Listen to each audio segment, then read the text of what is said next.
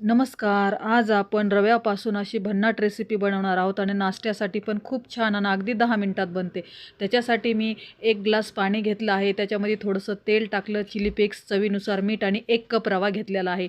उकळी आली की रवा टाकला आणि ते छान मिक्स करून घेतलं. तुम्ही बघू शकता आपला असा मस्त छान असा रवा हा शिजलेला आहे. आता आपण थोडंसं हाताला तेल लावून त्याला असं मळून घेणार आहोत आणि छोटे-छोटे असे बॉल्स तयार करणार आहोत आणि खूप छान लागतं आणि मुलांना तर खूप आवडतं.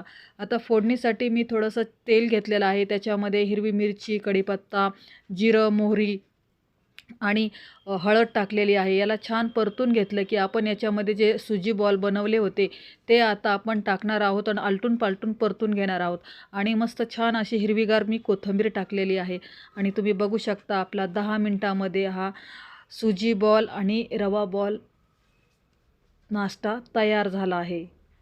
तुम्ही नक्की ट्राय करा. लाईक करा, शेअर करा आणि सबस्क्राईब करा. धन्यवाद.